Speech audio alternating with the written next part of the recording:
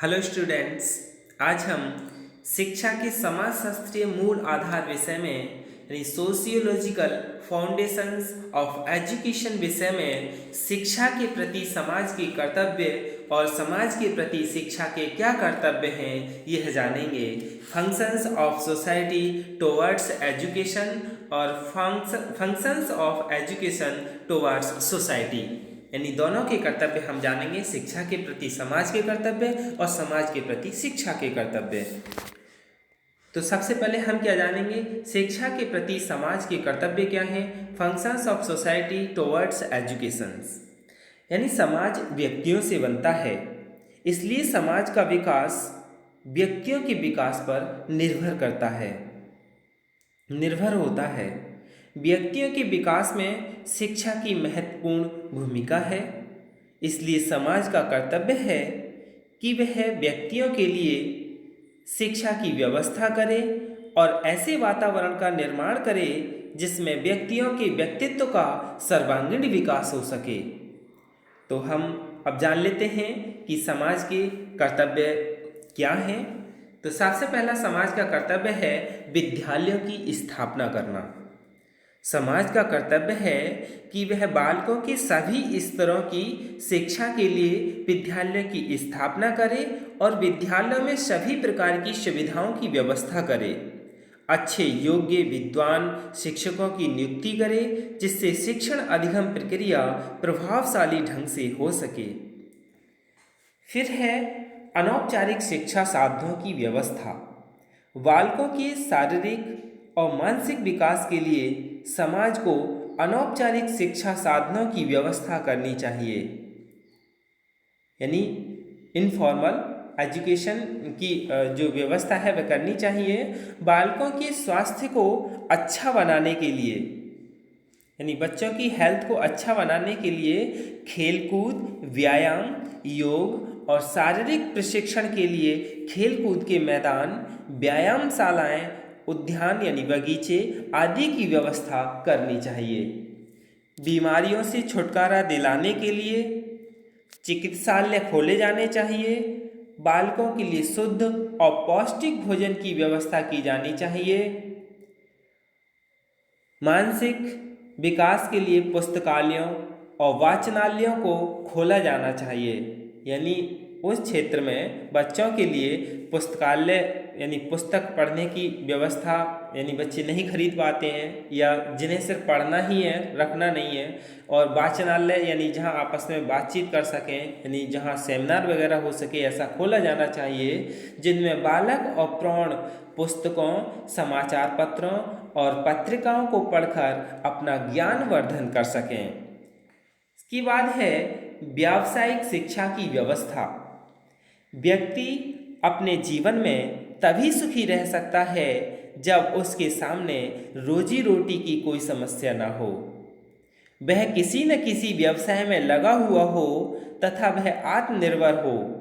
इसके लिए समाज का कर्तव्य है कि वह व्यावसायिक शिक्षा की व्यवस्था करे और इसके लिए व्यावसायिक, औद्योगिक और तकनीकी विद्यालयों की स्थापना करे। जैसे जो बेसिक कोर्स हैं, इंजीनियरिंग कोर्स हैं, या जहाँ टेक्निकल तकनीकी सिखाने जैसे आईआईटी है और आईटीआई है, ऐसे विद्यालयों की स्थापना की जाए जिससे कि व्यावसायिक शिक्षा की व्यवस्था हो सके। इसके बाद है प्रौढ़ शिक्षा की व्यवस्था, यानी प्रौढ़ शिक्षा की व्यवस्था। निरक्षरता को समाप्त करना समाज का एक महत्वपूर्ण कार्य है। इसके लिए प्रौढ़ों को शिक्षित किए जाने की जरूरत है। समाज को प्रौढ़ स्त्री पुरुषों के लिए न केवल प्रौढ़ शिक्षा की व्यवस्था करनी चाहिए, बल्कि शिक्षा प्राप्त करने के लिए उनको जागरूक और प्रेरित भी करना चाहिए। प्रौढ़ स्त्री पुरुषों को शिक्षा के महत्व से अवगत कराया जाना चाहिए, जिससे उन्हें कुरीतियों और कुप्रथाओं से छुटकारा मिल सके। प्रौढ़ शिक्षा के द्वारा लोगों को सामाजिक, राजनीतिक, आर्थिक, धार्मिक, राष्ट्रीय और अंतर्राष्ट्रीय क्षेत्रों में अधिक व्यवहार कुशल बनाने का प्रयत्न करना चाहिए। इसके बाद है विकलांगों के लिए शिक्षा की व्यवस्था, यानी समाज में प्रत्येक बालक को शिक्षा प्राप्त करने का अधिकार है। इसलिए शारीरिक या मानसिक बाधित, मानसिक मंदित, यानी जो मानसिक रूप से धीमे धीमे समझने वाले होते हैं उन्हें मानसिक मंदित कहते हैं। दृष्टि बाधित यानी जिन्हें दिखने में दिक्कत हो या दृष्टि विहीन हो। श्रवण बाधित यानी जिन्हें सुनने में दिक्कत हो। मूक यानी जो कम बोलते हों, जो बोल नहीं पाते हों। हाथ या पैर या शारीरिक अंग के अस्थि दोषों, जिनका हाथ पैर ना हो, ऐसे बाधित जैसे लंगड़े, अपराधी प्रवृत्ति वाले बालकों के लिए उचित शिक्षा की व्यवस्था करना समाज का अति पवित्र कर्तव्य है। इन विकलांग बालकों की आवश्यकताएं और प्रवृत्तियां सामान्य बालकों से अलग होती हैं, भिन्न होती हैं। इसलिए इनके अनुरूप इनकी शिक्षा की व्यवस्था समाज को करनी चाहिए। फिर है मानव मूल्यों की शिक्षा। मानव मूल्यों की शिक्षा यानी जिस समाज के व्यक्तियों का चारित्रिक और नैतिक पतन हो जाता है वह समाज कभी भी उन्नति नहीं कर सकता। इसलिए समाज का कर्तव्य हो जाता है कि वह ऐसे वातावरण का निर्माण करे जिसमें समाज का प्रत्येक व्यक्ति सर्वोत्कृष्ट यानी सबसे उच्च या सबसे उत्कृष्ट मूल्यों में आस्था रखता हो और अपने जीवन में उनको अपनाने के लिए प्रतिबद्ध हो, यानी तैयार हो। समाज बालकों के लिए ऐसी शिक्षा की व्यवस्था करे जिससे उनमें ईमानदारी, परिश्रम, अध्ययन और आत्मसम्मान, सदाचरण, विनम्रता, धैर्य, परोपकार, उदारता, प्रेम, दया, अहिंसा, कर्तव्यपरायणता, इन सभी गुणों का विकास हो सके, यानी बच्चों का सर्वांगीण विकास हो सके। फिर है पुस्तकालयों की स्थापना। समाज का एक सबसे महत्वपूर्ण कर्तव्य यह है कि वह व्यक्तियों के मानसिक विकास के लिए अधिक से अधिक पब्लिक वाचनालयों तथा पुस्तकालयों की स्थापना करे। साथ ही उनमें आवश्यक पुस्तकों, समाचार पत्रों, पत्रिकाओं की उचित व्यवस्था करे जिससे जनसाधारण को देश विदेश की राजनीतिक, आर्थिक तथा सामाजिक समस्याओं के विषय में ज्ञान प्राप्त हो सके। की बात है व्यक्तित्व का सर्वांगीण विकास, यानी समाज का एक प्रमुख कर्तव्य बालक के व्यक्तित्व का सर्वांगीण विकास करना है। और सर्वांगीण विकास करने के लिए कौन कौन सी चीज़ हैं उनके बारे में हम जान लेते हैं। यानी बच्चों के स्वास्थ्य को उत्तम बनाने के लिए समाज के द्वारा खेलों के मैदान, योग केंद्र, व्यायामशालाएं, बड़े बड़े पार्क बनाए जाने चाहिए। शिशु पोषण और पौष्टिक भोजन की व्यवस्था करनी चाहिए तथा चिकित्सा केंद्र स्थापित किए जाएं जिससे उनका शारीरिक विकास हो सके। फिर समाज के द्वारा बालकों में शारीरिक श्रम के प्रति आदर की भावना का विकास करना चाहिए। बालकों के मानसिक विकास के लिए पत्र पत्रिकाओं, रेडियो, टेलीविज़न, पुस्तकालय, वाचनालय, संग्रहालय, नाट्यशाला यानी जहाँ नाटक किए जाएं, सामुदायिक केंद्रों आदि की स्थापना करनी चाहिए जिससे जहाँ उनको जीवन के विविध क्षेत्रों के विषय में जानकारी प्राप्त हो सके और वहीं उनमें विचार स्वतंत्रता की क्षमता का विकास हो सके। फिर है जिस समाज या राष्ट्र का नैतिक और चारित्रिक पतन हो जाता है वह उन्नति नहीं कर पाता है। इसलिए समाज का कर्तव्य है कि वह ऐसा वातावरण पैदा करे जिससे बालकों का नैतिक और चारित्रिक विकास हो सके। इसके लिए समाज के सदस्यों को स्वयं शोषण की प्रवृत्ति, बेईमानी, घूसखोरी, चोरबाजारी, स्वार्थपरता और हिंसा से दूर रहकर प्रेम, सहयोग, सेवा, विनम्रता, उदारता, दया, करुणा, अहिंसा के भाव अपने अंदर पैदा करके बालकों के समक्ष आदर प्रस्तुत करने होंगे। इससे समाज में आदर्श नैतिक वातावरण बनेगा और बालक उनका अनुकरण करके अपने उत्तम चरित्र और नैतिकता का विकास करेंगे। यानी समाज को बालकों में सौंदर्यानुभूति की भावना का विकास करना चाहिए बालकों को उनकी रुचियों के अनुसार उन्हें ललित कलाओं जैसे चित्रकला, नृत्य, संगीत, अभिनय, काव्य आदि से संबंधित कार्यों में भाग लेने और उनका आनंद लेने का अवसर प्रदान करना चाहिए।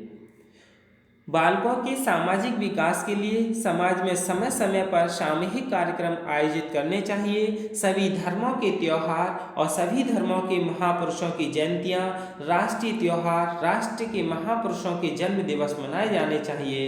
इन सामूहिक कार्यक्रमों और अन्य क्रियाओं में भाग लेने से बालकों में सहयोग, सहकारिता, प्रेम की भावना पैदा होती है जो उनके सामाजिक विकास में सहायक होती है।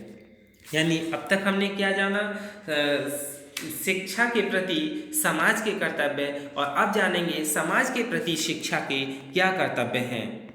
तो समाज के प्रति शिक्षा के कर्तव्य यानी functions of education towards education, यानी जहाँ समाज व्यक्ति के विकास के लिए शिक्षा की व्यवस्था करता है, वहीं शिक्षा भी अपनी क्रियाओं और गतिविधियों के द्वारा समाज को जीवित रखती है और उसका विकास करती है।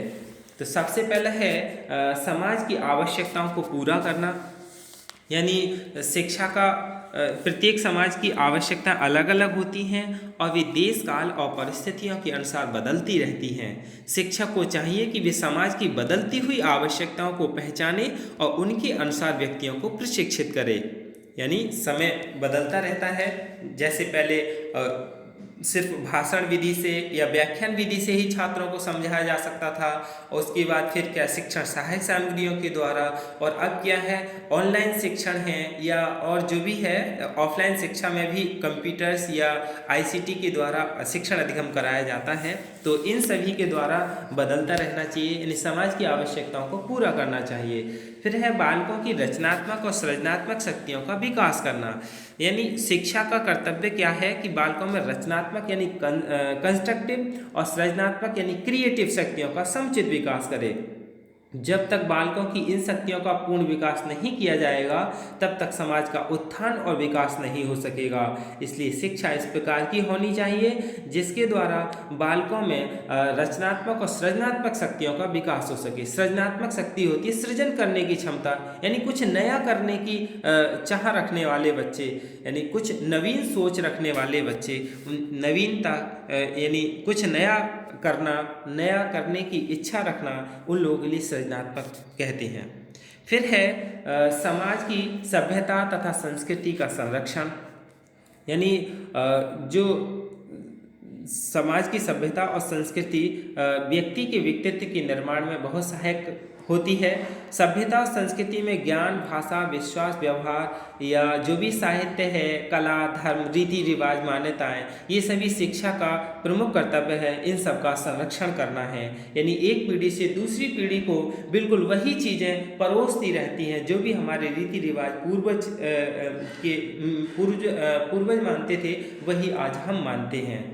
फिर है समाज की सभ्यता तथा संस्कृति का अनुरक्षण करना, यानी शिक्षा का कार्य केवल समाज की सभ्यता तथा संस्कृति का संरक्षण करना ही नहीं बल्कि उनका अनुरक्षण करना भी है।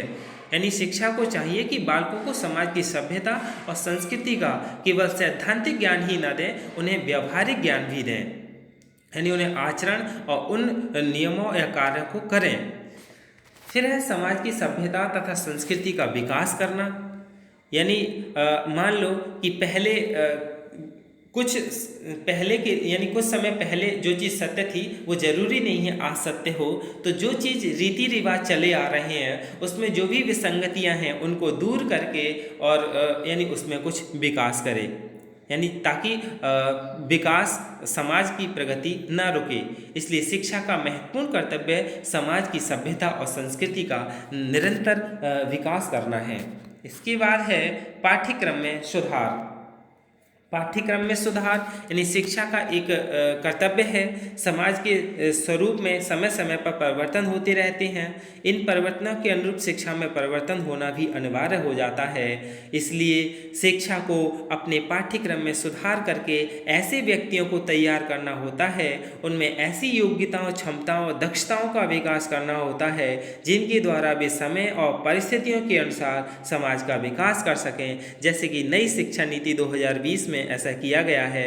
यानी ऐसा पाठ्यक्रम जिससे कोई भी छात्र यानी जो भी छात्र है वो अपना स्वरोजगार कर सके, यानी व्यावसायिक पाठ्यक्रम या नई शिक्षा नीति में काफ़ी सुधार किया गया है। जैसे वार्षिक परीक्षा प्रणाली को दूर करके एक सेमेस्टर परीक्षा प्रणाली लागू की गई है, ताकि बच्चे अपना स्वयं का विकास अच्छे से कर सकें। धन्यवाद।